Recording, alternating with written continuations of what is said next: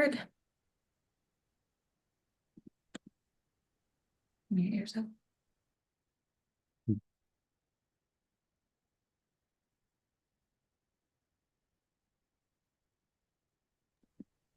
We're live.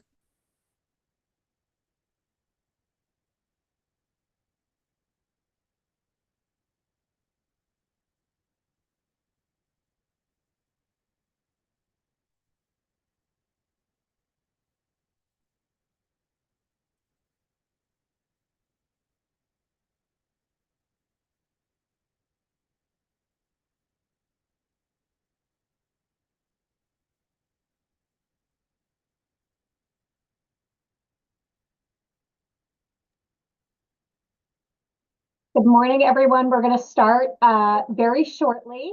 I want to welcome you formally and thank you for coming and thank you for your patience as we get everyone checked in and settled in.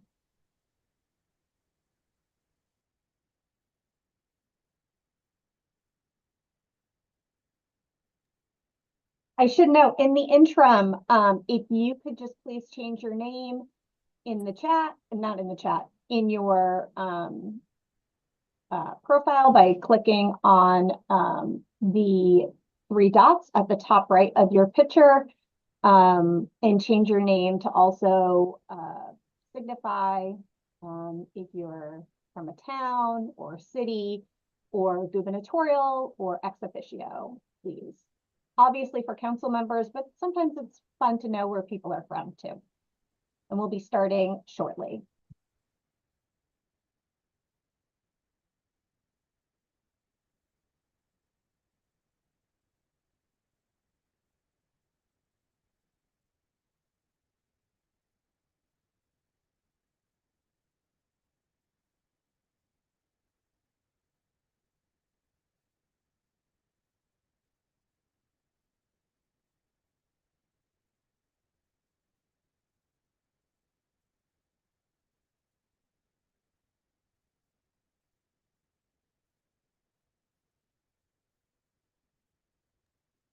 Okay, good morning, everyone. And with that, I want to welcome you to the Wednesday, March 5th, 2025 MAPC Council meeting.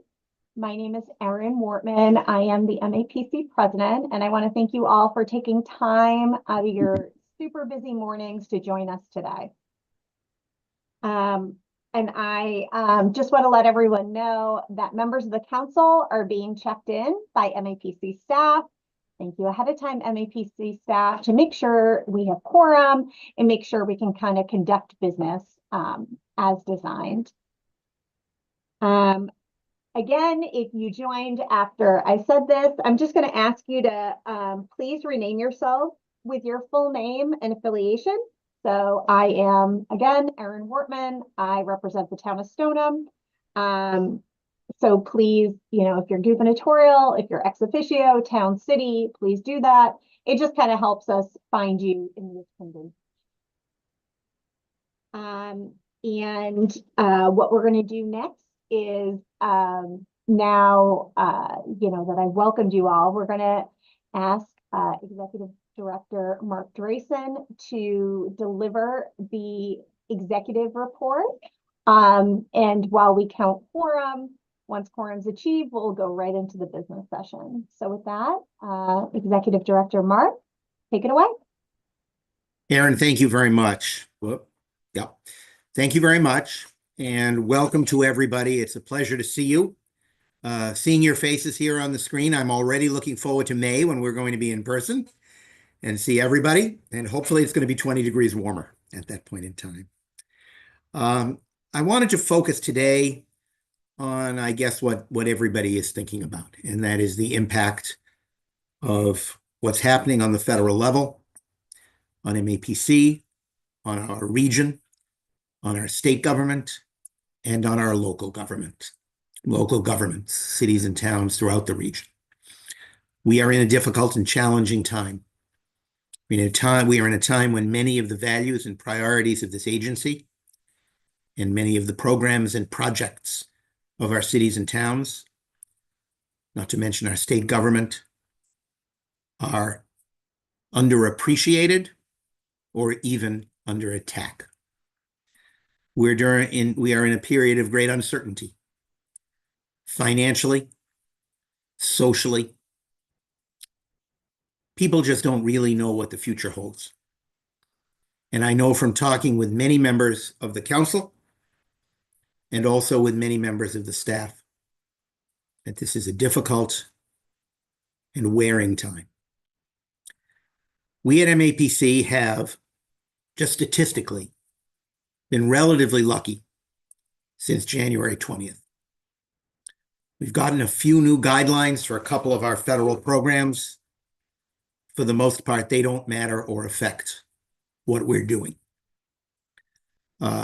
We have had difficulty getting payment for our ongoing work with the climate pollution reduction grant that our clean energy department is focused on. Sometimes the portal for those federal payments has been open. Sometimes it has been closed. Sometimes it has said our account is suspended. At other times, we're getting paid more quickly than usual. And yesterday, we learned that there was a 30-day pause in payments by the Federal Department of Homeland Security to the State Executive Office of Public Safety and Security that affects many of our programs dealing with issues of public safety and emergency preparedness. We are hoping those funds will be restored after 30 days. So far, we're moving along. We are doing our work.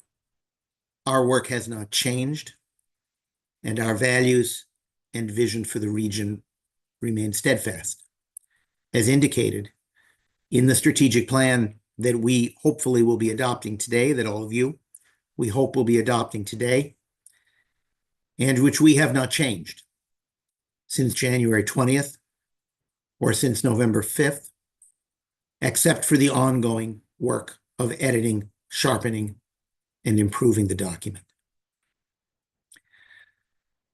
I want to speak about those values and that vision in regard to, I believe, 4 particular areas that are of concern to many of you, and I know that are of concern to many of our staff.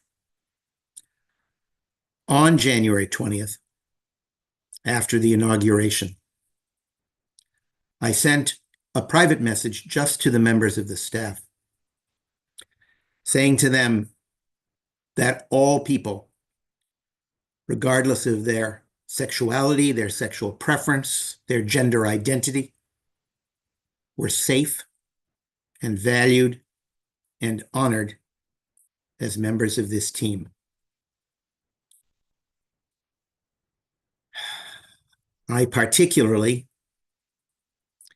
feel very deeply about this issue, which I have worked on politically since I first ran for the state Senate in 1986. Fundamentally, I don't consider this to be what the president calls gender ideology. I just don't think of it as an ideology at all. I think that people have the right to determine their own identity. And the rest of us have the obligation to respect people's determination of their own identity. And over time, I think we have learned more about the variety and differences and diversity of our people. And I believe that has made all of us stronger and more tolerant, more open, and more understanding.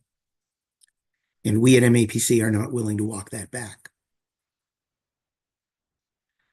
We also, second issue that we're very focused on is the question of immigration.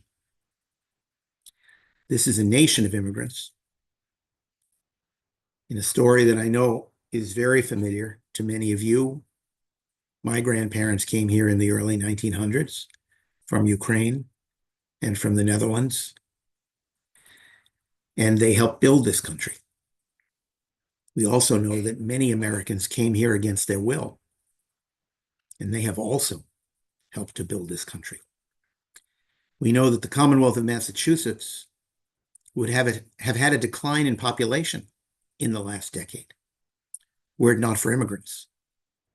And we see and interact with those immigrants, whether they're documented or undocumented, on a daily basis as we take the train, as we get our coffee, as we hold public engagement meetings in our cities and towns, and in a whole host of other ways.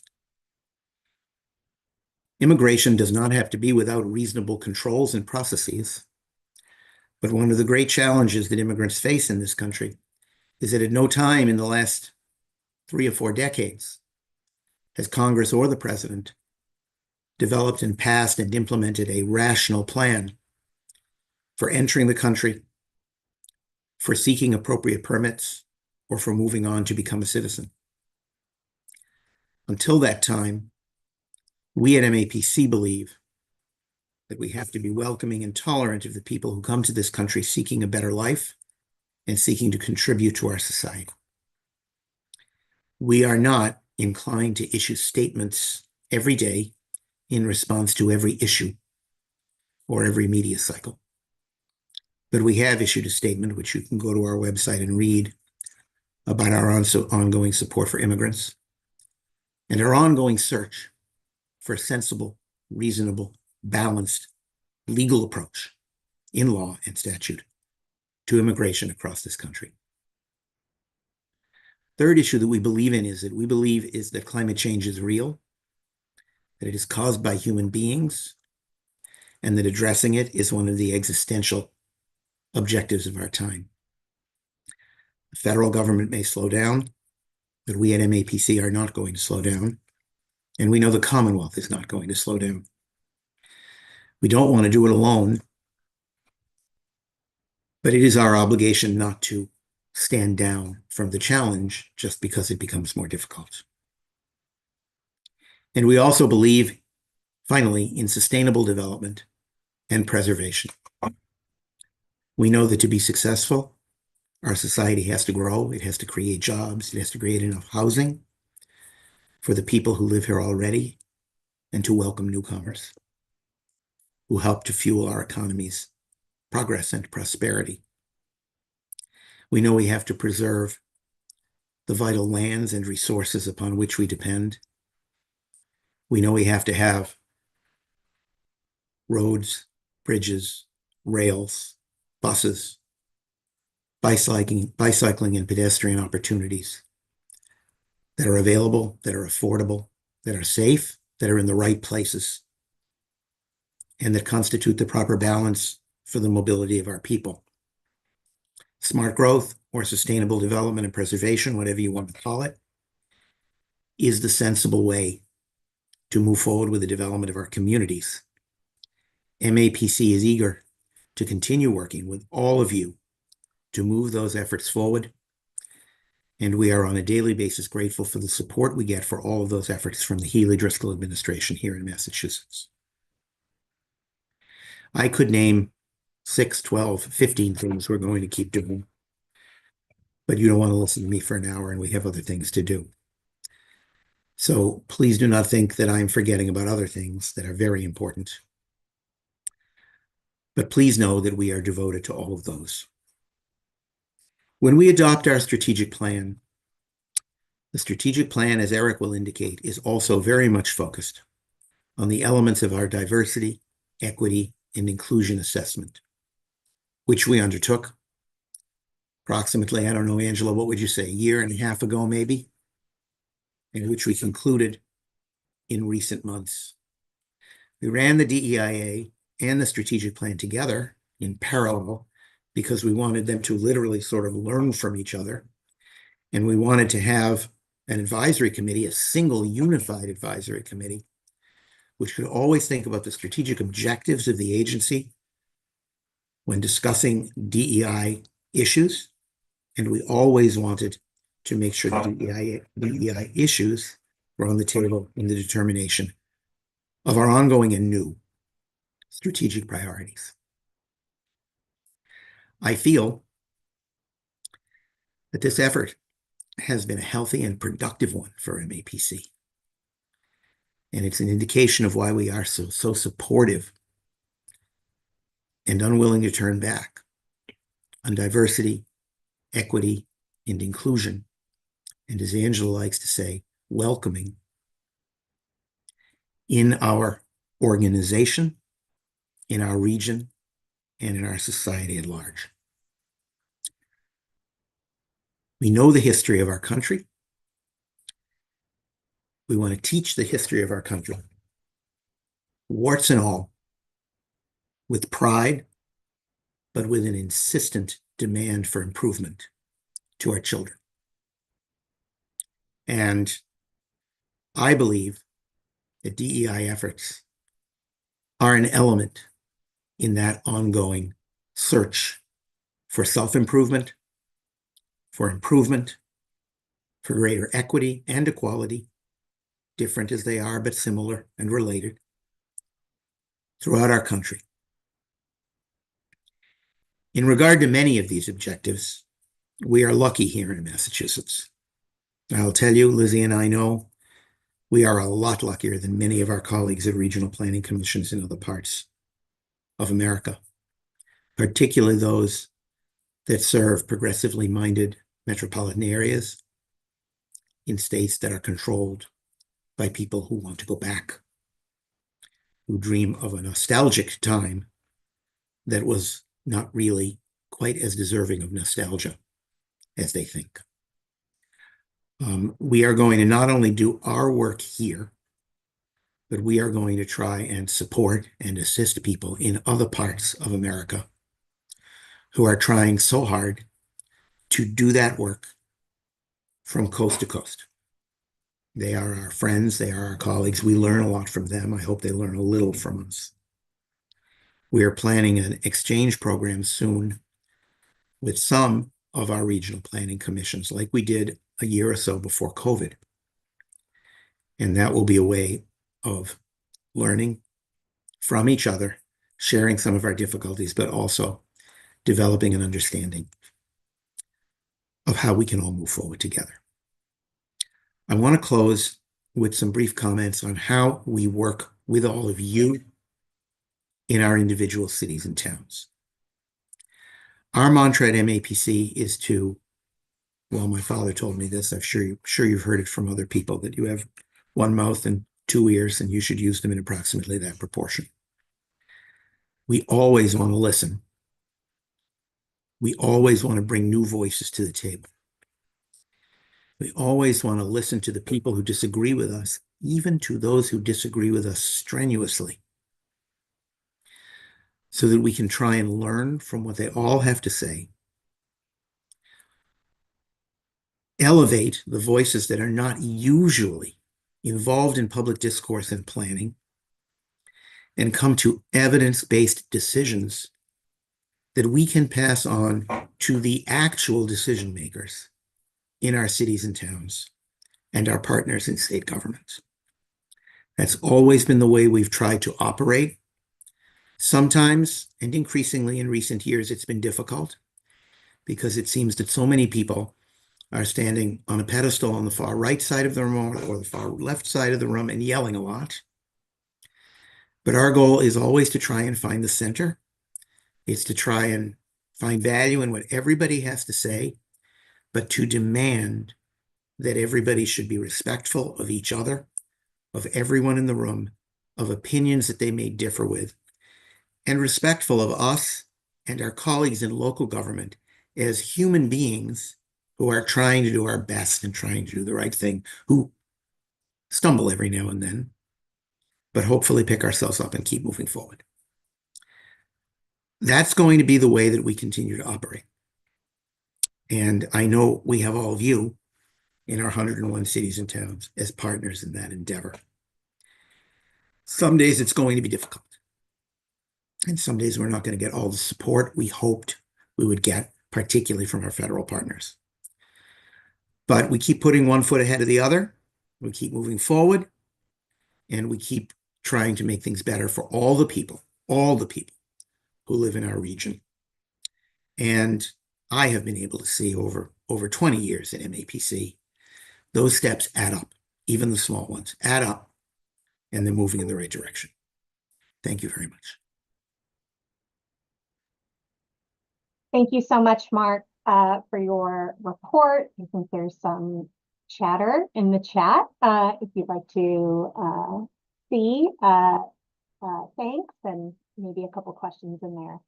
But next, we're going to transition to the business part of this MAPC council meeting.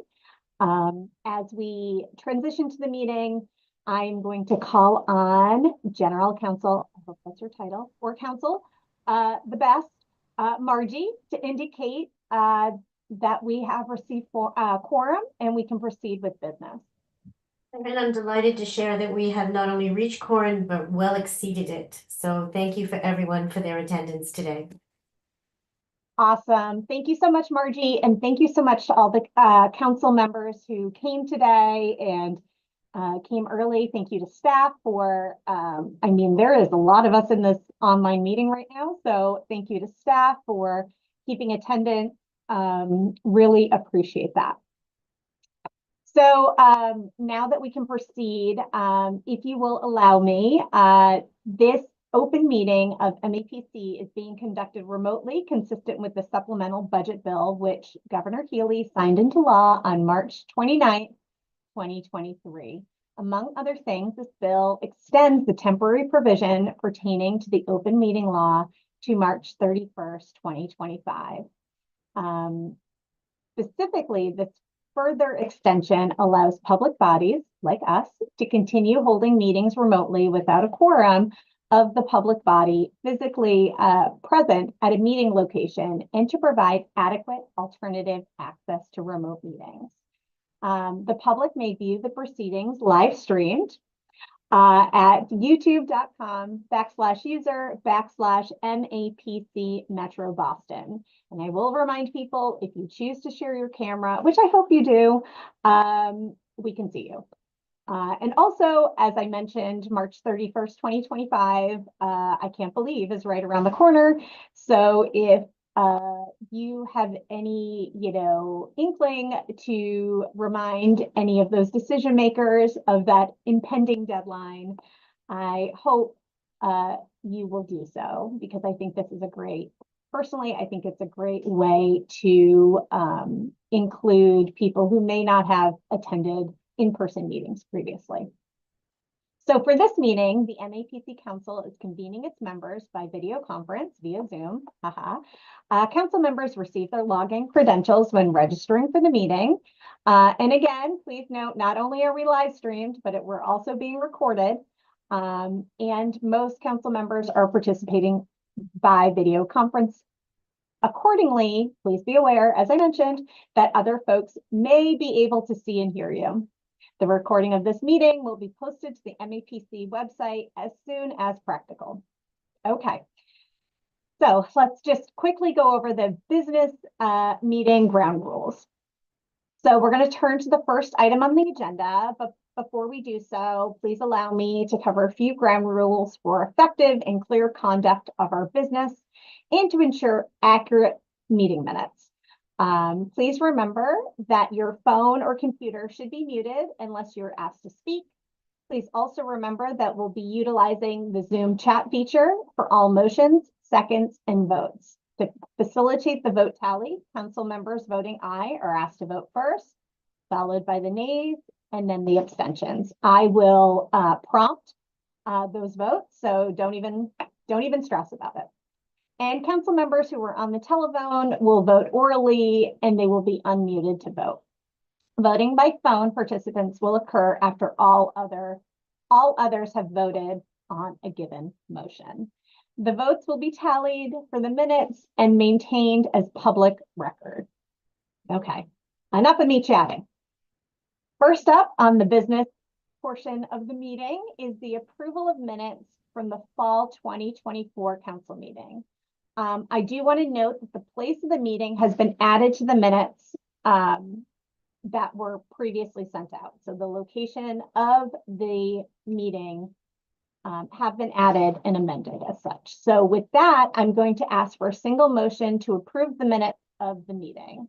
And you can make that motion in the chat, please. Motion made by Mo of Needham. Is there a second? Thank you, Yolanda of Ashland. So with that, a motion has been made and seconded. So at this time, I'm going to ask if you would like to vote aye in the chat.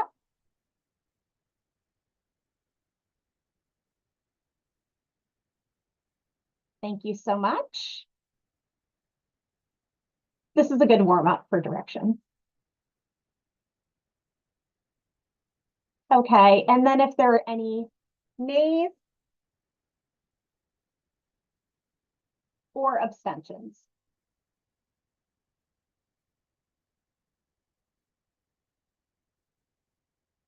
Great. Thank you so much. I see kind of a pause in the vote. Your vote will be captured, but the motion carries. So the minutes have been approved for the fall 2024 council meeting. Thank you so much. All right, next up is the report of the treasurer. So at this time, I'm going to call on MAPC Council Treasurer Sam to present the report of the treasurer. Take it away, Sam. Thank you, President Aaron, and hello to everyone. Sam Seidel, Treasurer. And today we're going to do two things in the Treasurer's report. The first is we're going to review the mid-year budget, which you received in your packet. It has a single sheet, says summary budget on it. And we'll go through that for your review and hopefully for your approval. And then we'll look at the annual assessment after we do that. So I'm going to start with the mid-year budget, and I'm just going to walk you through it fairly briefly. I want to start by just honestly thanking Mark for his comments and his introduction, in which he touched on the issue of federal funding. We will not talk about it here. You've heard sort of indications from him, and you can talk more to him and to staff to hear the latest and greatest on what's going on at the federal level regarding funding. But in this budget, I want to draw your attention to the top of the sheet that you have in front of you to look at total revenue, and then the right below that, less non-direct staff project costs. So those are the money that's coming in to the agency. And just to remind you, the mid-year budget is something we do every year. It's something we do at this time of the year. And basically, we've run through about half the year. And now we're going to look at all of our real numbers and true up the budget so that we can, as everybody likes to say, we can land the plane successfully on June 30th, using about a half a year of actual data so we can tighten up our projections for where we're going to be on June 30th. That's the process we're going through right now. You'll see that on the revenue side and on the non-staff project cost side, those numbers are up significantly, up 15% in the total revenue and up 33% on the non-staff project costs. The reason for that is that some money is coming into the agency as pass-through money in the middle of the year, specifically in the areas of digital equity and in the area of Homeland Security. And that's pushed up our revenue numbers quite significantly. But if we go right below that, we'll see net available for internal operations. And below that, direct labor numbers are down by 2% and by 4%. What these represent are the actual projection of how much work we're actually going to be able to get done before June 30th. The reason that these numbers are down slightly is that it's just taken longer than we had hoped to fill out some of the vacancies on the staff. And without people actually in projects, we can't actually build two projects, which means we can't count the revenue and we don't actually bear the expense there. So in that case, we're looking at the first 6 months and we're saying we're actually going to spend less in the second 6 months than what we had projected at the beginning of the year. But that's really not that much of an issue. The place where it does become a little bit more of an issue, and now we see the budget up on the screen, is if we go down to the bottom of the page, you'll see that when we haven't staffed up fully and we aren't able to bill to our projects in the way we want to, and we can't actually count that revenue, the relationship between our administrative costs and our direct costs gets a little bit out of balance. And you'll see that what our overhead rate is projected to end up at is 127%. And that is slightly higher than the 124% that was approved in the beginning of the year. So we're spending a little bit more on administrative costs than we wanted to be in relation to our direct costs. And that's going to leave us a little bit of a deficit or a gap. And so if we go above that number, above the 127% and go up about 3 lines, you'll see that in the fund balance, we're actually going to tap into the fund balance by about $75,000. The fund balance is what I like to think of as our rainy day fund. There is plenty of work at MAPC, and there's plenty of money to support all that work at MAPC, and it allows us to carry a little bit of a rainy day fund to protect against moments like this. We expect that at the end of the year, we will tap into that rainy day fund to the tune of $75,000 to cover the difference between what we thought we would gain, where we thought we'd end up with our overhead expense and where we're actually going to end up in our overhead expense. The final thing I'll note on the summary budget is in the line just at the bottom, just above the overhead rate, you'll see that there's revenue to be recognized in FY 2026. That is work and projects that we just won't get to in FY 2025. So we are moving that money out a year, and that's good for our projections going forward, but it's just work we won't get to during this calendar year. I think my closing comment is overall, there is lots of work at MAPC, and there's lots of great work, as you heard Mark outline, and there's a lot of support for that work in terms of actual funding. It really is the challenge to keep the staff at fully staffed so we can get through all that work and get it all done. And as Mark noted, these are fiscally uncertain times, and so we will deal with next year's budget when we get to it. But that concludes this year's mid-year budget. I will say that this was reviewed by the Finance Committee and then by the full Executive Committee, both with favorable recommendations to the full council, with the hope that you will approve this mid-year budget. And with that, I will hand it back to Aaron if we want to do a vote on this now or take any questions or comments. Thank you. Thank you, Sam. Thank you to the Finance Committee. Thank you to staff. Thank you for kind of handling this. I guess at this time, and kind of moving forward, if there are questions on an item, you can put them in the chat. So I'll allow maybe like a 10-second pause if there's anyone that has like a burning question to ask it in the chat about the mid-year budget.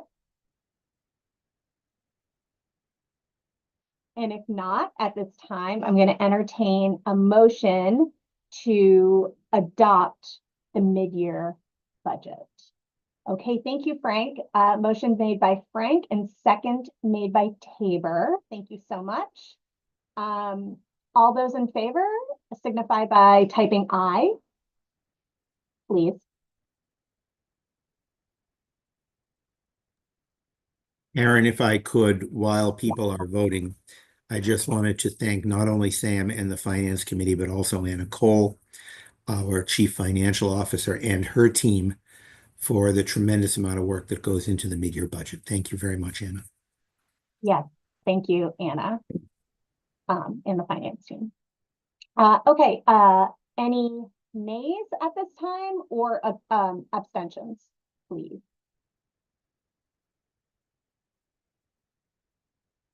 Great, and with that, the mid-year 2025 MAPC budget has been adopted. Thank you so much. All right, Sam, ready to talk assessment? Yes, so next up from the treasurer is the assessments, and this is something we do every year. The assessment money is money that comes from all our cities and towns, and it is the most flexible money that MAPC has, and in some ways it represents, in that regard, some of the most important money that MAPC gets every year. It's not a huge part of the budget at the end of the day, but it's a very important part of the budget. The numbers are in front of you. You can review for your town. But I think that really concludes my report on the assessment. We do this every year, so there's nothing new in that sense about this, with the 2.5% increase included in there. I would return this back to Aaron at this point for any questions, comments, thoughts, or a motion to approve, unless Mark or anybody wants to add anything. Yeah, I think Mark does want to say something. So go ahead, Mark. Mark, hold on, Mark. It's 2025. You got to come off mute. Sorry about that. Our assessment is allowed to go up with the approval of the council by 2.5% each year. It can't be more than 2.5%. There's no override. There's no opportunity to consider new growth, none of those things. But we are allowed to go up by 2.5%. In most every year, we have done that, and we are proposing to do that again this year. That's what this vote is about. It's to adopt the assessments with a 2.5% increase. The increase is calculated based on population by DOR, and they actually provide us with this chart that we show to you. The assessment has been, but there have been years when we have not increased the assessment. I think in the depths of the financial crisis, 2008, at the beginning of COVID, there were a few other times that we did not increase. And that failure to increase carries forward. We can't say no to 2.5 and then make it 5 next year. It doesn't work that way. So we are hoping that you will support this. The executive committee has also asked MAPC to look into the possibility of resetting the overall assessment at MAPC within the regions. In 2014 was the last time that it was reset legislatively, and we will be looking to reset it legislatively again going forward. And our government affairs team has already been in touch with many of you and will be in touch with many more of you about the implications of that. Seek your advice and counsel, and also hopefully your support. But that's not this year. That increase, if the legislature gives it to us, won't even be next year. It will be for FY27. So there's a way to go between now and then. Our assessment, I think if you could scroll down to the bottom of the sheet, just to make sure that my numbers are right. Yes, they are right. The total is about $3.4 million. Is that right? Am I reading that correctly or not? No, that's population. It's about $2 million. Sorry. It's about $2 million that feeds into a $14 or $15 million operating budget. So it's a relatively small amount, as Sam said, but it is our most flexible money. When you call MAPC, it's not a project, but you need 2 or 3 hours of us to help you with something. Nobody charges anybody for that. That's covered by assessment. And that's all I had to add to that. Thank you. And Mark, because I feel like this is the most asked question every year, can you explain how that money is collected? Yes. The money is on the cherry sheet, so-called. In other words, it is provided to MAPC in the annual settling of accounts between the Commonwealth and each municipality. It does not have to be approved by your city council or town meeting as a budget item. It is simply, I would say, sort of an off-the-books calculation between the Commonwealth and the cities and towns. Thank you, Mark. Yeah, no one's writing a check. Mark, could you answer the question that's in the chat, please? Yes, every community is increased by 2.5%, Katie. However, you also have, it's also based on population. I think right now we are at about 59.5, 60 cents per capita, and it's based on population. So DOR first calculates, they use the population estimates to change your population. For most communities, that's a very small change, usually up, sometimes down. And then they multiply it by whatever the factor is, to yield a total, if you will, just to use a word that a lot of you are familiar with, to yield a total levy that is 2.5% greater than it was last year. So every community goes up by approximately 2.5%. It might be 2.4, it might be 2.6, depending upon your change in population. Great. Thank you, Mark. And thank you for those questions in the chat. Really appreciate it. I think that helps everyone kind of understand what we're voting on even better. Okay, seeing no other questions in the chat, I'm going to ask at this time for a motion to approve the FY26 assessment. And I see the motion made by Yolanda and a second by Cassandra. Thank you so much to the both of you. And at this time, I'm going to ask those voting aye to do so in the chat. Please.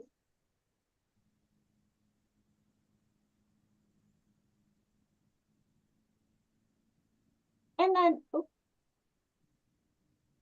then if there are any nays or abstentions, to do so at this time. And we just ask for that tiered voting just so it's easier for the minutes, but even if you vote aye after I ask for abstentions, it's still captured. I just want to kind of let everyone know that. All right, it looks like voting is over and the ayes have it. So I'm going to call that the council has approved the FY26 MAPC assessment. So thank you so much, everyone. I want to thank Sam. Thank you. Thank you, Sam, Treasurer Sam, for your presentation on this.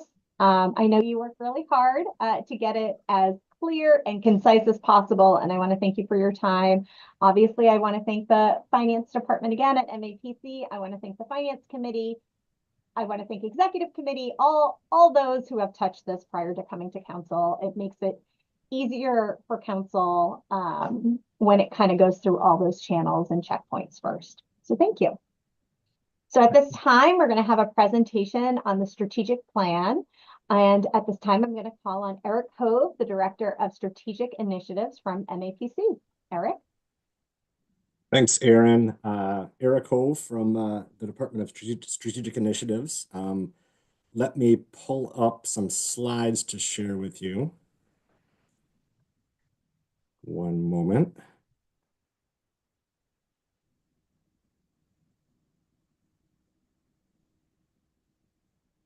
We're getting there. All right. Sound good? Get it in. There we go. All right. Well, like Aaron said, I'm Eric Hove. I've been with the agency about 13 and a half years. This has really been a labor of love for me, helping to oversee the development of our newest strategic plan. As Mark mentioned, this has been about the culmination of about a year and a half of work. We did do this jointly with the Diversity, Equity, and Inclusion Assessment. And we did have help from a consultant locally based called TDC. Just wanted to say thanks to our advisory committee that oversaw both of those processes, which included members of our executive committee and of staff. And also wanted to give a special shout out to my colleague, Ben Faust, who really was the right-hand guy in the development of the plan. So where does it fit in the hierarchy of MAPC plans? We adopted our regional plan, Metro Common 2050, a couple of years back. That really set the goals and vision for the overall region. And then the strategic plan really kind of attempts to answer that question of all the recommendations in Metro Common. Where should MAPC focus its efforts over the next 5 years? So it really is an implementation plan for the agency.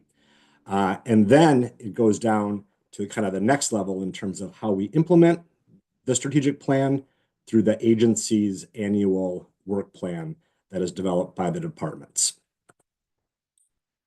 There are 3 main components to the plan. the mission statement, really the who we are as the regional planning agency and what we do.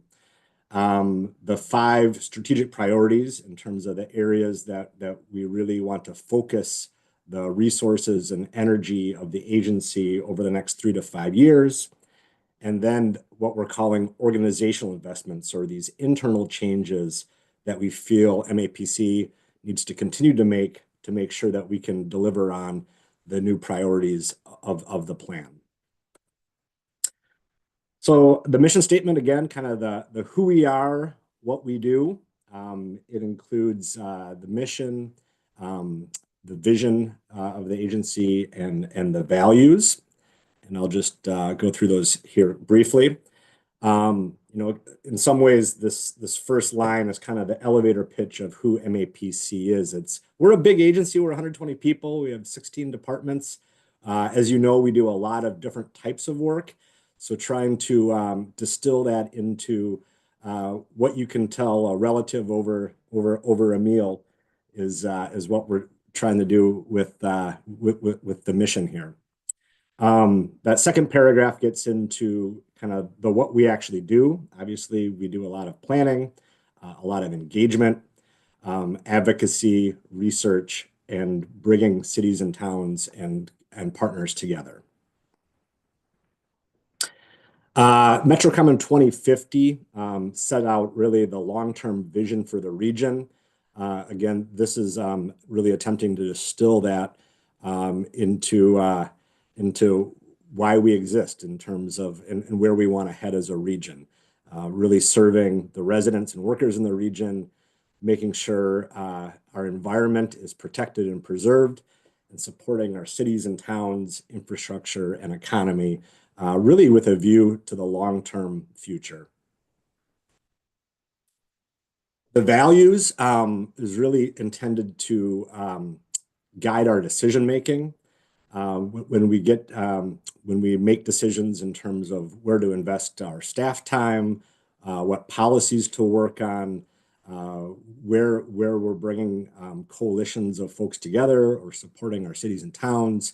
These are the values that really guide those decisions. And the one thing I wanted to just call out specifically is that last one, looking at knowledge and experience. And we really tried to expand the definition of this in the written document. They do have longer explanations of what we mean by these values. And that knowledge and experience is really intended to focus on both quantitative data-driven knowledge and lived experience of the people that live in the region. Excuse me. Moving into the middle part of the plan is where we get into what are the 5-year priorities for the agency's work. There's a very close relationship between what we call the action areas in our regional plan and the priority areas. You'll see a major focus on the overall economy, both at the regional level and also at the household and individual level, also focusing on health and safety outcomes of our residents and workers in the MAPC region. Something we heard loud and clear from our external partners that we surveyed as part of this planning process, as well as our executive committee, is continuing to ramp up our focus on greenhouse gas emissions and climate adaptation. Mark mentioned in his earlier remarks our continued focus on sustainable development and mobility. So housing, transportation, economy, and environment are critical things that we'll continue to work on as an agency and to prioritize. One of the newer areas of our work as an agency is working on arts and culture initiatives. We really wanted to elevate this work. It's such an important part of both economy, livability, and our heritage as a region. So we wanted to elevate that as part of the strategic plan. And last but not least is really continuing our focus and attention supporting local governments, our cities and towns, the members of MAPC, and making sure that we can help support through capacity building, through convening collaboration and engagement. Also in that, as you'll see later, is a big focus on continuing to partner with community-based organizations as part of these efforts. Just a couple things in terms of kind of organization. So this is priority 1.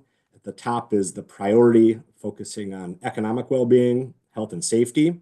And then those 3 bullets are what we refer to as outcomes. So really kind of the change that we want to see in the region as a result of our work.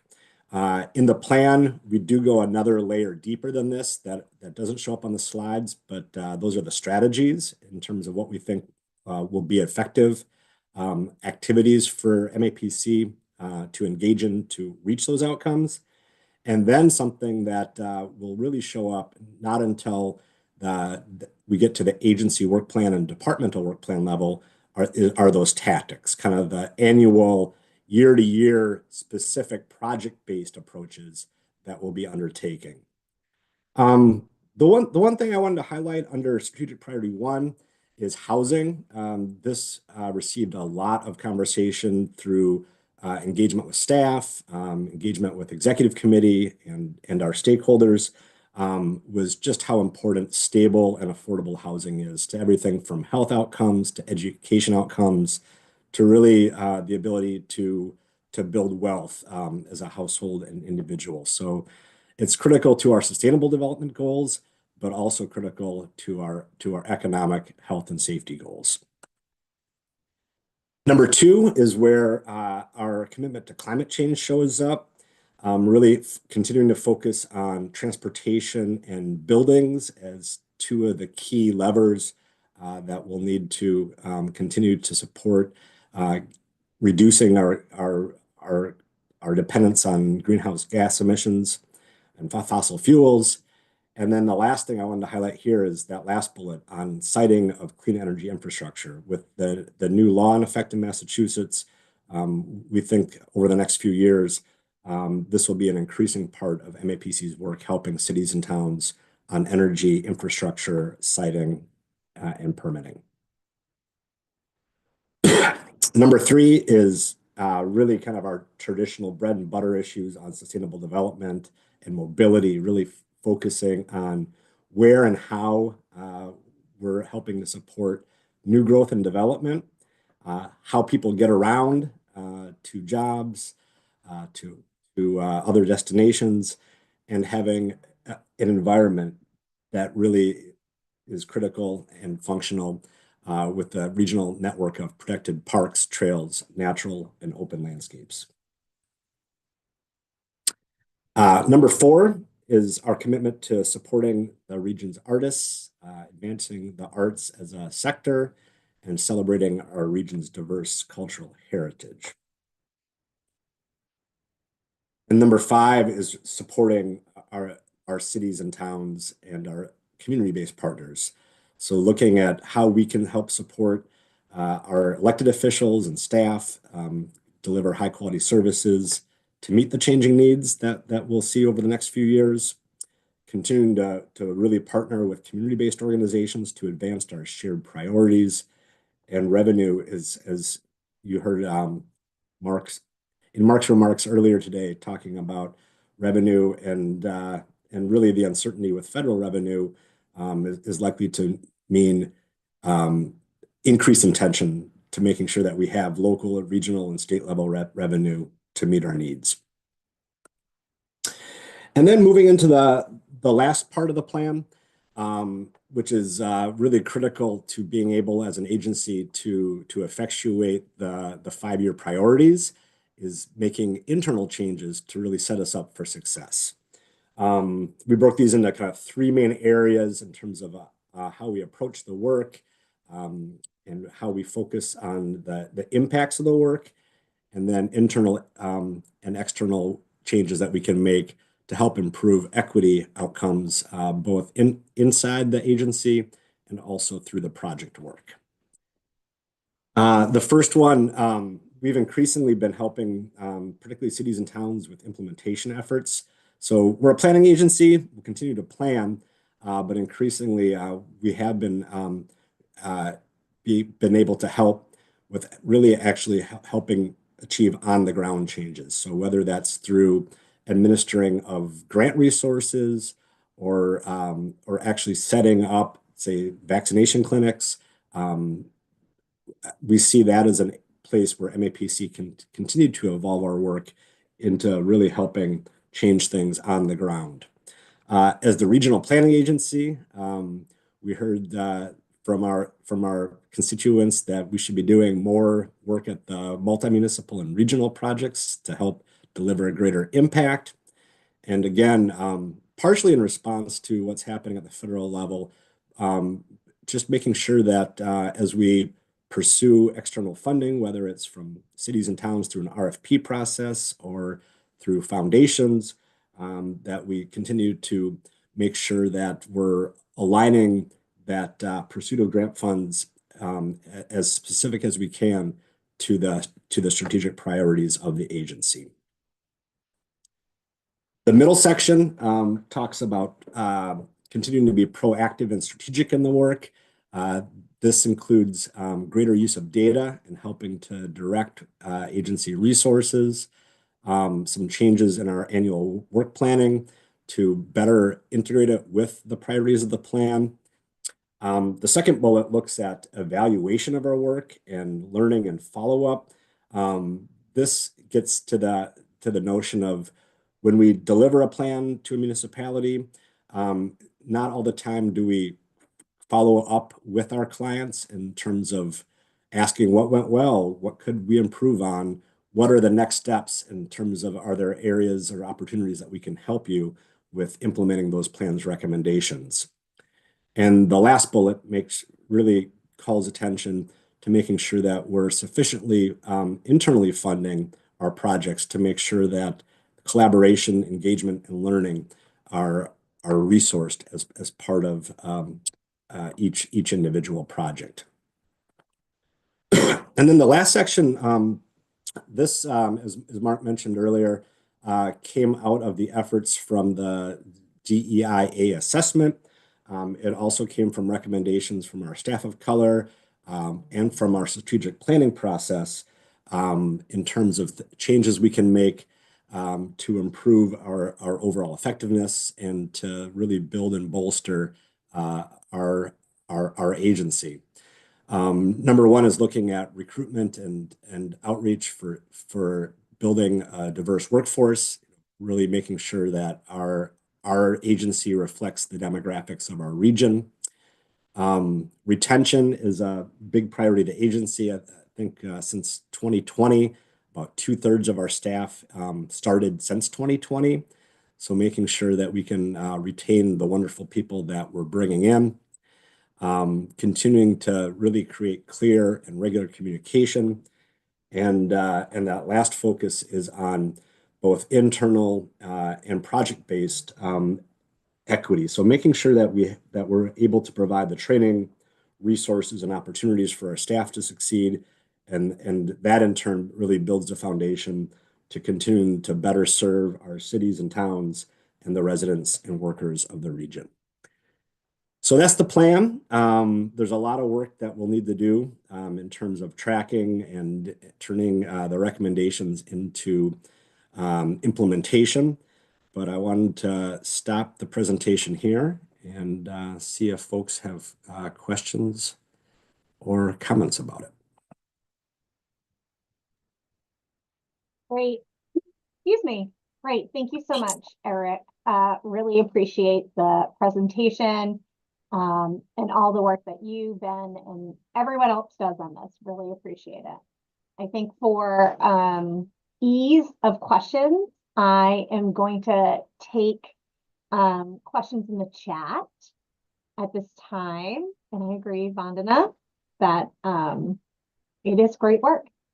I'm not sure, Lizzie, if you have anything to comment on while people are typing in the chat, or you want to share anything as well? No? Okay. I'm glad to. I think, hi everyone, I'm Lizzie Wyan. I'm the Deputy Executive Director here at MAPC. I think, really want to also offer praise and support to Eric and his team and the many advisory committee members and staff who contributed to the strategic plan. I think it really reflects the work that we want to do to be able to effectuate our regional plan, Metro Common, and helps us align our internal work and our project work to actually make sure that we can make our regional plan a reality for the cities and towns that we serve. And we're honestly really excited to get started because if you know planners, you know that the planning process is great, but then moving towards the implementation process is even better. So we're really excited to be there. Great, thank you, Lizzie. Nothing a planner loves more than plans and plans to plan and plans to plan to plan. Okay, so I see that Bill Tinty has a question in the chat, and he asked, and this might not be an Eric answer, this might be someone else, but what percentage of MAPC funding comes from the federal government? So, Bill, thank you very much for that question. It is sort of the elephant in the room. It's it is what is on everybody's mind. We do maintain a list that was shared with the executive committee last week of all the federal grants. Some federal grants we receive directly. Most of them we receive through a state agency. And those federal grants could be for, the work we do at MAPC, paying MAPC staff. There's an overhead component always attached to them through our approved overhead rate that helps to pay MAPC operating expenses, or those federal grants could be for pass-through money that we make available mostly to cities and towns, sometimes to other entities. If you look at our operating budget, our federal grants are about $5 million, a little bit short of $5 million. That's about 1/3 of the total operating budget. It's a lot. But if you look at the pass-through money, the total budget, which I think is around 15 million, or maybe it's more than that actually, I think, then about 2/3 of that money is pass-through, is federal.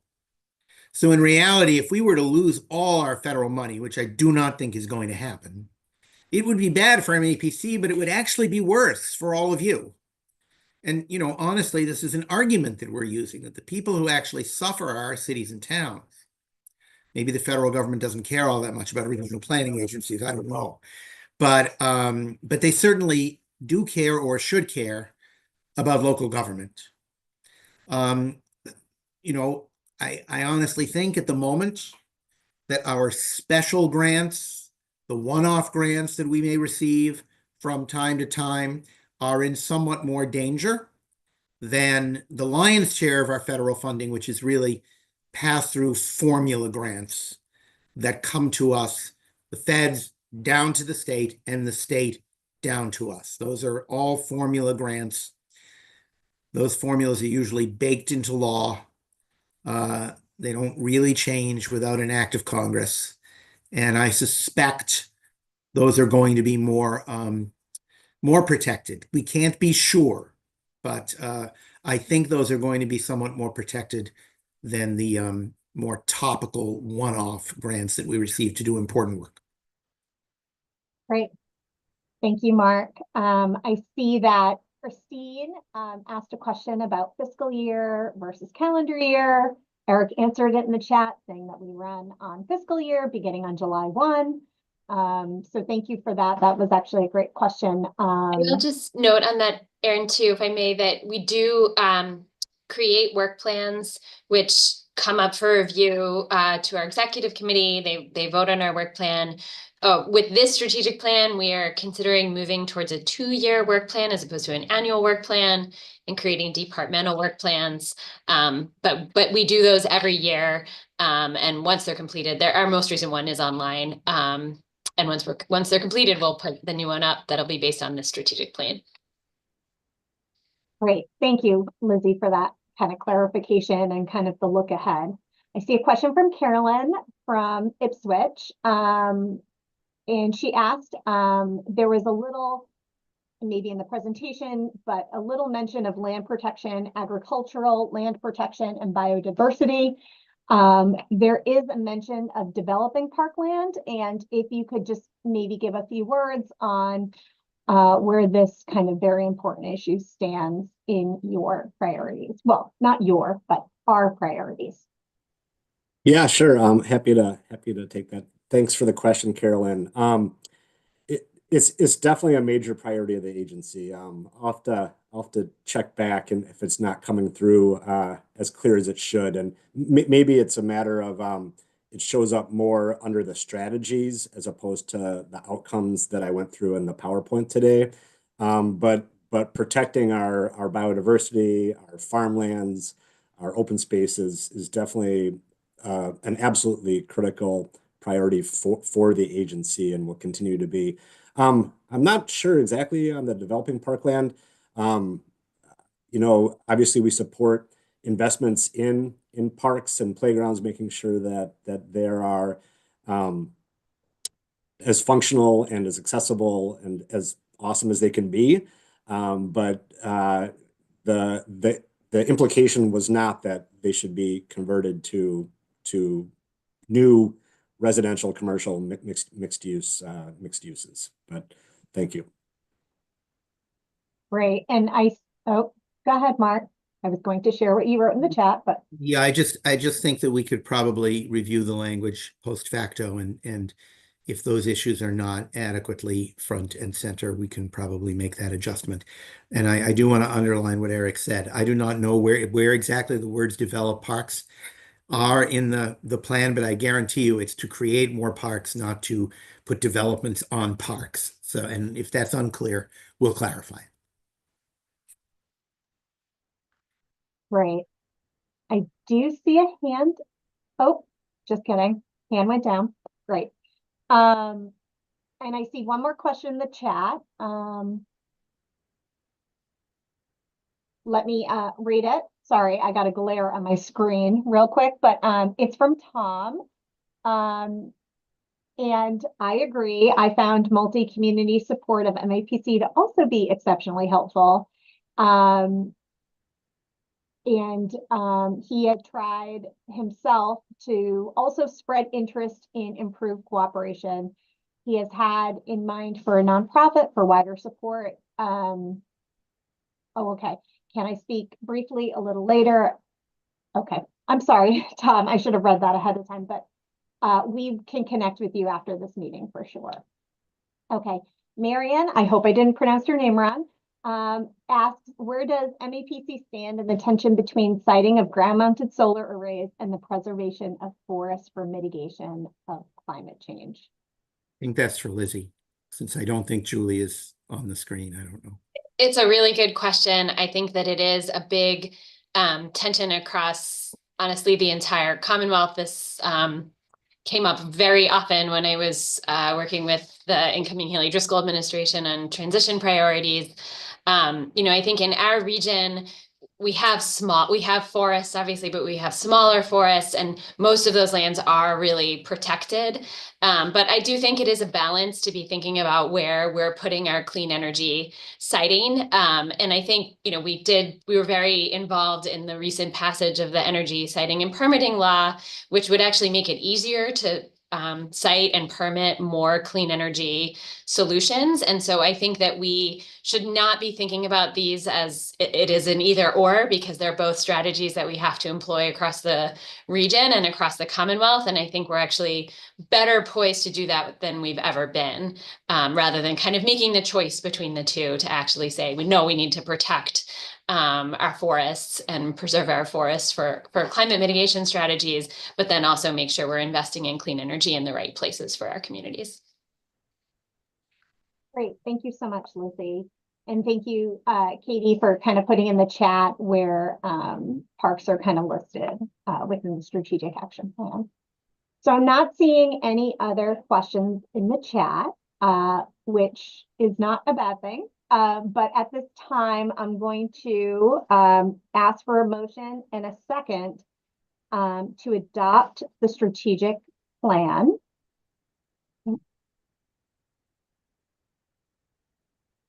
Great. So Claire of Arlington moved to accept the strategic action plan with a second made by John from Chelsea. Thank you so much, Claire and John, for that motion and second. So at this time, I'm going to ask for ayes.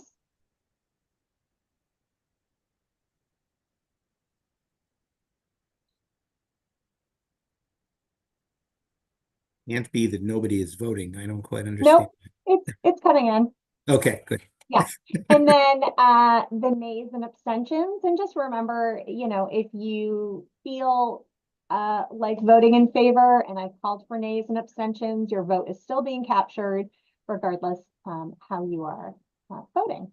And if I could, Aaron, with the thank yous that I usually use to keep people's attention during the voting process.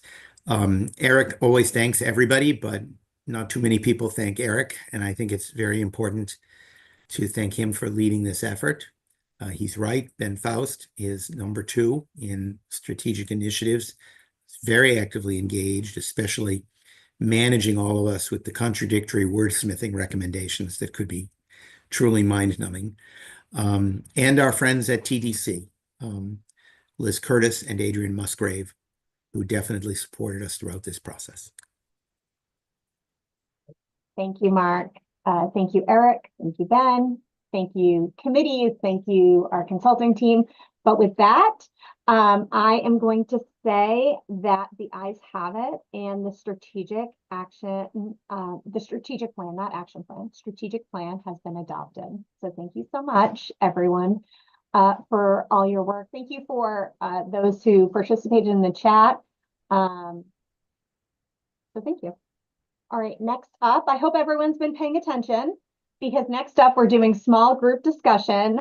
And we're going to have small groups discussion to explore how the strategic plan relates to work that's happening in the MAPC region. So thinking about what Eric just said, thinking about, maybe that multi-community collaboration, maybe thinking about other aspects of things. So at this time, I'm going to call again on Eric to share the prompts for discussion. And we're also going to, by the magic of Zoom, we're going to get placed into discussion groups. Well, thank you. And thank you for your support of the strategic plan. Really excited to work with all of you on it. We have about 17 minutes to get together to talk about the plan and importantly, the work that you're doing in your community to help advance it.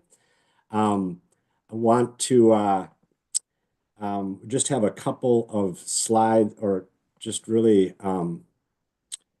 just a couple prompts, but we're going to get into breakouts. I think probably with the size of the breakouts, it makes sense just to introduce yourself as you contribute to the conversation, but really want to use this as a chance to hear about work you're doing and how that aligns with the strategic priorities of MAPC, opportunities that you see for collaboration with one another and with us, and really wanted to use this as a chance to get to know each other better.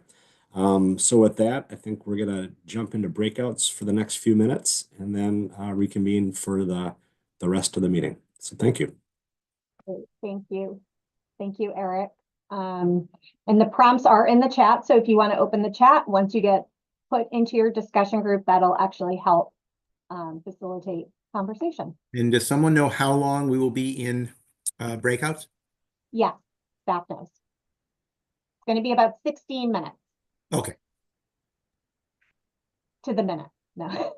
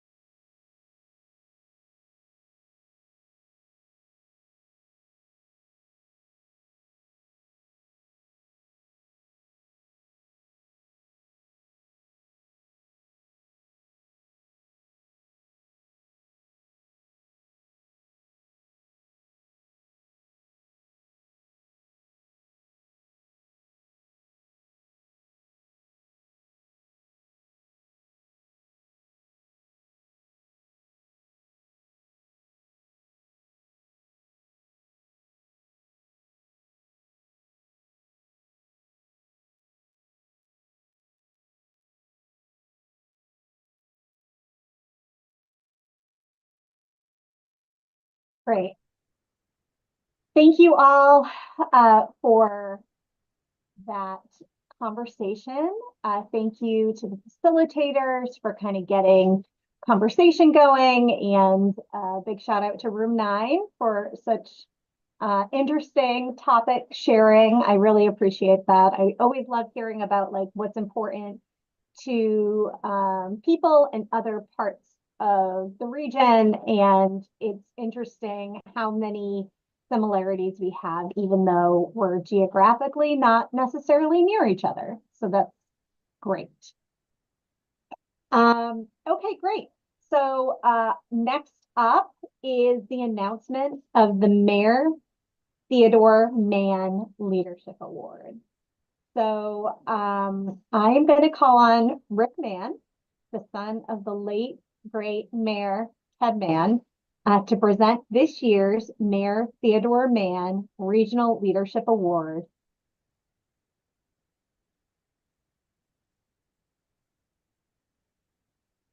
Here you are, Rick. Good morning. Can you hear me okay? Yes, you can. Okay, good. Thank you very much. I appreciate the introduction. And good morning to everyone. My siblings and I are deeply grateful to the MAPC for continuing to honor the legacy of our father, Teddy Mann, with the bestowal of this award in his name. It has been almost 30 years since the first Ted Mann Award was given to then Mayor Tom Menino. Each year, this award not only recognizes extraordinary regional leadership, but also introduces new generations to the man behind the name, our father, Teddy. For those of you who have never had the pleasure of meeting him, including this year's recipient, let me try to paint a picture. He was, to say the least, exuberant and effusive. He had a way of bringing you into his orbit and making you feel welcome. He did this initially beginning with his trademark vice-like handshake, and nurtured this feeling by his unfailing good humor and his obvious passion for his job. A job that for him was all about connecting with people, helping them with their everyday problems, and giving them a sense of belonging, a sense of community. Throughout his almost quarter century as mayor, he constantly looked for the opportunity to focus on the rich cultural diversity within the city. He did this in many ways, including by sponsoring a myriad of community events designed to bring people of different backgrounds and heritages together to celebrate their differences. And long before the acronym DEI was introduced to our lexicon, Teddy created the Mayor's Office of Cultural Affairs to institutionalize what he believed to be a critical role of government, to promote understanding and appreciation of our differences, most importantly, to promote a sense of inclusion. Teddy believed that inclusion wasn't just about policy, it was about creating spaces where people could come together to learn from one another and to build stronger communities. He was fond of highlighting the fact that in the diverse city of Newton, there were more than 48 different languages spoken. And he pretended to be fluent in each one, and sometimes got away with it. Ted Mann was Newton's first Jewish mayor, a milestone that carried deep personal significance to him as a symbol of that acceptance. Even as a second-generation American, he knew that he always felt a little bit like an outsider. His family's original name was Manovich, and that was changed to Mann in the late 1940s, part of an unspoken but yet very real effort to assimilate, to belong. The pressure to fit in, to be accepted, shaped his understanding of inclusion, not as a lofty ideal, but as a fundamental human need. He knew firsthand the societal pressure to conform and even to sublimate one's ethnicity to the pursuit of acceptance. And it was important to him that our differences be celebrated and not erased. His commitment to inclusion and fairness in his administration was manifested in many ways, including by his trend-setting open door policy, allowing all citizens of Newton ready access to the mayor's office. But no doubt his most lasting gift to his community was the creation of Newton's Foundation for Racial, Ethnic, and Religious Harmony in 1988. The foundation's annual Mayor's Community Prayer Breakfast has become a symbol of his lifelong mission of bringing people together from all backgrounds, together in dialogue and celebration. Just last year, it celebrated its 50th anniversary, an incredible milestone and a testament to his enduring vision. Of course, Teddy also understood the power of humor in bringing people together. One of his most legendary acts of inclusivity, at least in the snack world, was officiating at the wedding between the original Fig Newton and the Cranberry Newton. Yep, you heard it right. He turned a marketing campaign by Nabisco for the 100th anniversary of the creation of the Fig Newton, in the city of Newton, by the way, into a full-blown celebration of unity, complete with vows, a ceremony, and of course, cookies. And the best part, Nabisco was so grateful that they established a scholarship fund for Newton High School students. Faustina Cuevas has served her community as the DEI chief for the city of Lynn since 2021. She is the first person to hold this position, which is fortuitous because trailblazers rarely follow a path. They create one. At the time of her appointment as DEI chief by then Mayor Tom McGee, she stated her goals as including, and I quote, honoring the rich cultural diversity of Lynn and creating a bridge between City Hall to the different communities within the city. As a native of Lynn, she knew firsthand the challenges faced by these differing communities, particularly in accessing services in an English-speaking world. One of the first things she did in her new job was to create a Spanish language signage in the City Hall.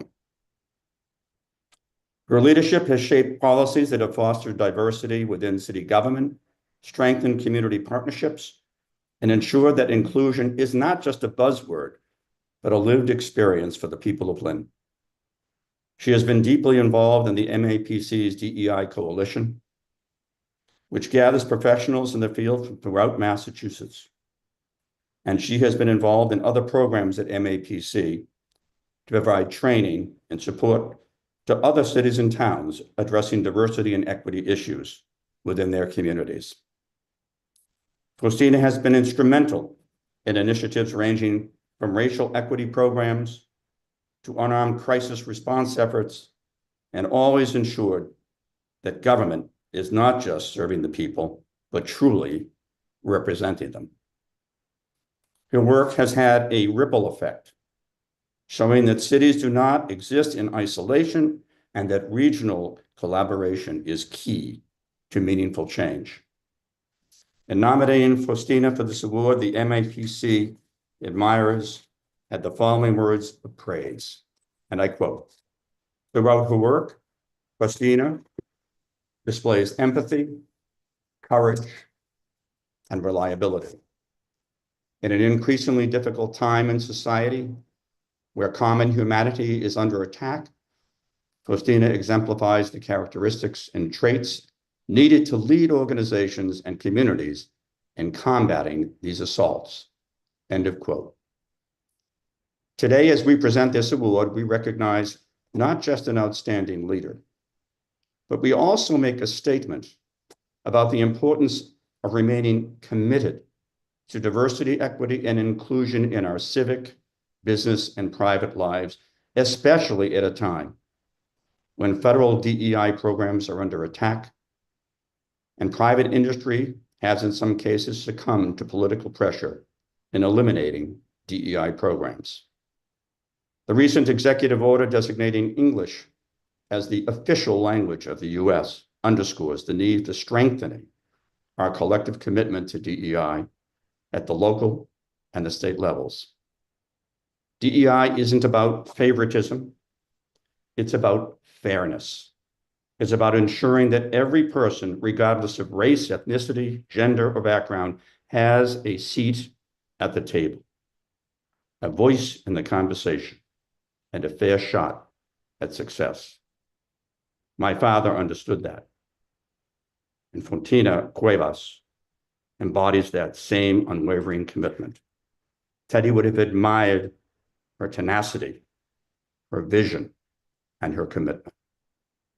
So it is with great pride, on behalf of my family and the MAPC, that I present the 2025 Theodore D. Mann Regional Leadership Award to a true leader, Faustina Cuevas. Congratulations. Thank you so much, Mr. Mann. I'm humbled by your words. I thank you. I had the pleasure of talking to you on the phone and realized how many shared values we have and how much your father and I probably would have hit it off, because I consider myself a joker too. So just thank you, Mr. Mann, for your kind words and our shared values and vision for our community that includes everybody, as you mentioned. I want to thank MAPC as well for seeing the work for what it is, which is creating space for all people to exist and have a seat at the table. So thank you, MAPC for giving me the seat at the table. I think that's so important. My mayor is here, Mayor Jared Nicholson, so I want to thank him. His schedule is so packed, y'all. He's taking this call from his vehicle, and I think that continues that's sort of an example of the kind of leader he is, who allows me to lead authentically and trust in the work and trust in me. So just thank you, Mayor Nicholson, for your continued support. I'm a proud learner. I'm a proud daughter of immigrants. Spanish is my first language. And there are so many things that led me to be here in this moment. But I think I want to just highlight a few pieces of my story because we're on limited time, and I completely understand that. So I want to speak to the pivotal moments, right? As leaders, we have pivotal moments that push our trajectory in a particular direction. I'm a first-generation college student. I went to University of Massachusetts Amherst, where I got my bachelor's degree and my master's. A pivotal moment for me was in my freshman year class. I was one of few students of color. I immediately noticed the difference in how the instructor treated the 2 or 3 of us that were in that class. That was my first, coming from Lynn, a very diverse community where I felt empowered to be who I was. This was my first awakening of difference. I'm like, something's off here. I'm not receiving the same support, encouragement, or applause in class. So that was sort of the first little something's off here. From there, I became really passionate of identifying those differences and wanting to make sure other students didn't feel that way. So I got heavily involved on campus and continued that work. My first job after my master's program was at UConn. Go Huskies. I, had a great time working at UConn. But that was another experience, living in the middle of nowhere. The joke back then was that the only thing in Storrs, Connecticut is UConn. So that was a whole culture shift. It was a huge awakening of being away from home, where maybe I took for granted that cultural diversity that I grew up in. And finally, I lived in Minneapolis for 3 years. I was living in Minneapolis during the 2016 election. I was also living in Minneapolis with a lot of protests at the time around concerns around policing and all these things. So I had a lot of things that were propelling me to think about equity and justice and what does that look like and for whom as well. So I decided to come back home in 2018. Because I knew that this was where my heart was. I knew that everything I had learned up until that point, I needed to bring it back home. So I had the pleasure to come back in 2018. There were no opportunities at the time in Lynn, so I did end up working in Boston at Northeastern University as the assistant director for the Social Justice Center there. And then this amazing opportunity in my hometown opened up. And, you know, the rest is kind of history. I sit here before you, somebody that's extremely humbled and by this honor, quite shocked. I think Mark can tell you how shocked I was on the phone. He had to quickly like, okay, I think she's about to cry. I'm going to let you have your moment, Faustina. But yeah, I was really shocked and humbled, and just thank you, MAPC, for being a partner in the work and wanting to see this this kind of work be elevated, because that's what you're doing. By honoring me, you're honoring the importance of equity, justice, and everything we're fighting for right now. So thank you. And I'm just deeply humbled. And thank you, Mr. Mann, again, for your absolutely kind words. Congratulations. Thank you so much, Faustina. I'm actually going to call on Mayor Nicholson, who is going to say a few words about our recipient. And thank you, Mayor, again for joining us in transit, as always, and sharing your thoughts. Yeah, thank you so much. Congratulations, Faustina. The city of Lynn is just so excited and so proud of your work and this recognition. Thank you, Rick, for the wonderful telling of the legacy of this award. The Mayor Mann sounds like an incredible leader, and I know would have hit it off with Faustina. We are just so grateful for you as a colleague, you as a leader in our community, in our region, as evidenced clearly by the work you've done and the products that were mentioned and this recognition. Your just incredible vision and energy and compassion and effectiveness. I continue to learn so much from you. So honored to be able to work with you. Faustina co-chaired my transition team, and in addition to being their DE officer, is a senior advisor in our office and works on a really broad range of initiatives. And I think as we face some really difficult challenges, I think for us as a city and us as a region to be able to turn to Faustina and elevate Faustina and leaders like her is a really special opportunity. And so on behalf of the city of Lynn and really everybody that knows you and has the privilege of working with you, congratulations.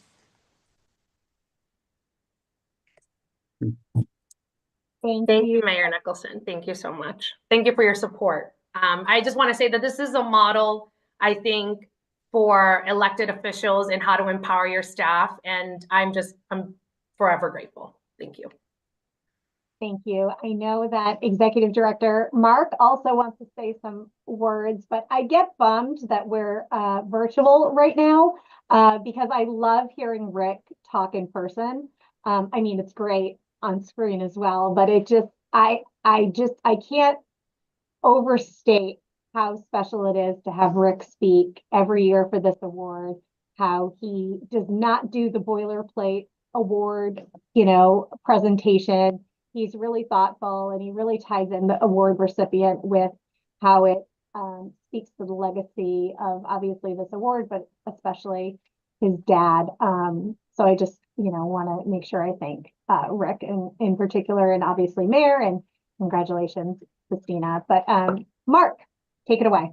Yes, I'll be very brief, Aaron. Thank you. Big congratulations to Faustina. We are all blessed to work with you. Thank you, Mayor Nicholson. Rick, what Aaron says is absolutely true.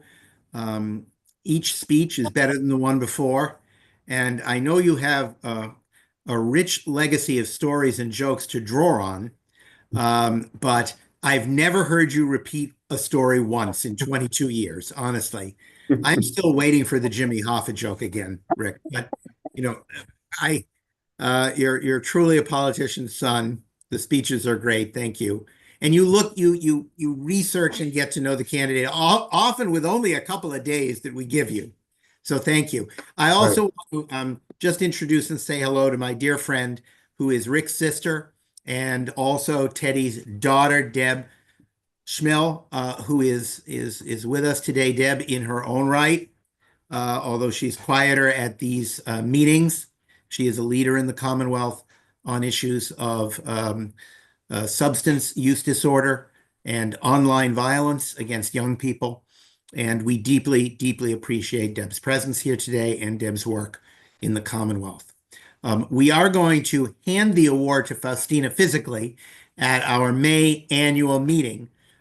So in a sense, she's going to get it twice. Congratulations, Faustina. It's very well deserved. Great. Thank you so much, Mark. And what a special way to celebrate someone twice, right?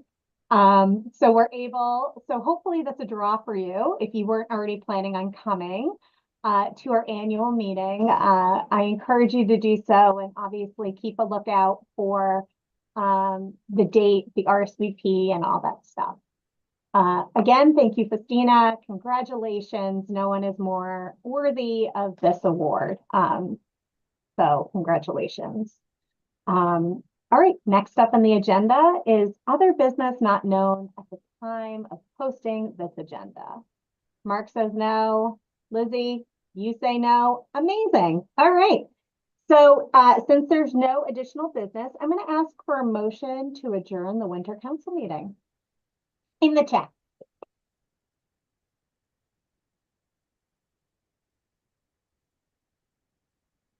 All right. Thank you, Colette.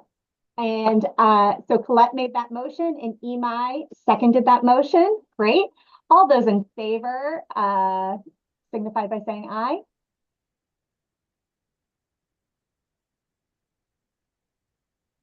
And if there's any opposition, I would not blame you, but the show must go on. Or abstentions on the matter. Amazing. And with that, the March MAPC council meeting is adjourned at 11:30. Nope, just kidding. 11:22 a.m. Thank you all for your participation, and